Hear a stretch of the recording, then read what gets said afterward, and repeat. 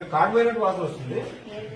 అదే కార్డు పోయింది క్లియర్ బయటకు వస్తుంది వాసన. ఇది కార్డు పోయింది చూడు క్లియర్ బయటకు వాసన వస్తుంది. కొంచెం కొత్త బియ్యం సార్, కొత్త బియ్యం అయితే పాత బియ్యం కార్డు పోయిన వాసన వస్తుంది. ఎక్కువ మంట పెట్టిన తల్లి కార్డు పోయిందంటే అన్నం ఎంత తెలియదు.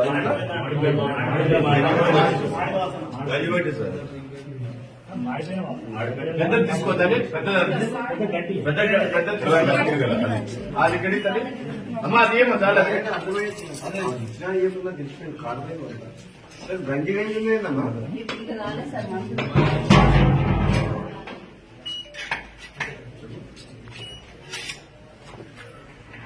ఇక్కడ రైస్ ఎవరు సప్లై చేస్తారు? దీంట్లో స్టీల్ సప్లై.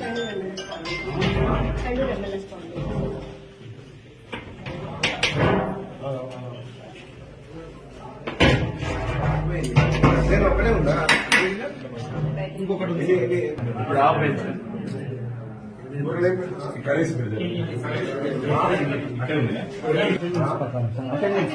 అటెండెన్స్ ప్రకారం సార్ పులుసు 12 మంది ఎస్ఓలు ఉంటారు సార్. మన దగ్గర 5 ఉంటారు సార్.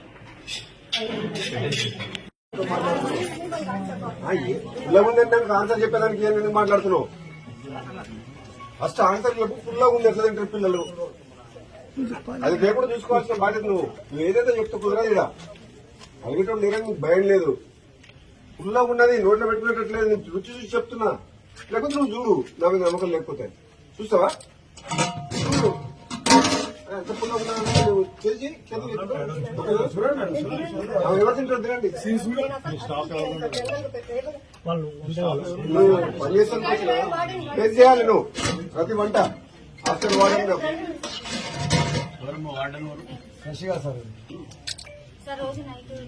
మళ్ళీ మాట్లాడకండి. చెప్పిన చూస్తే చూడు పుల్లగా ఉందా లేదా? ఉంది పాలే డూప్లికేట్. మీరు ఏం చేస్తారో పెరుగు గట్టిగా ఉండాలి. ఉండొద్దు, పుల్లగా ఉండదు. ప్రోటీన్ పెరుగు అంటే పిల్లలకు ప్రోబయాటిక్ చాలా మంచి స్టమక్. మీరు పుల్లడి పెడితే మళ్ళీ అసిడిటీ మళ్ళీ ప్రాబ్లం అవుతుంది. నెంబర్ 1 పాల క్వాలిటీ చెక్ చేసుకోండి. పాల ప్యాకెట్లు అన్ని కల్తీ ప్యాకెట్లు వస్తున్నాయి. మాక్సిమం కల్తీ ప్యాకెట్లే పాలు. వాడు సప్లై చేసేవాడు ఎవడో కానీ మరి టెండర్ ఏం రేటుకి వేసిండో ఏమో తెలియదు. వాడు ఒరిజినల్ పాలు తీసుకున్నా కల్తీ పాలు తీసుకొస్తున్నా. పిల్లల హెల్త్ కి సంబంధించిన ఇష్యూ ఇది.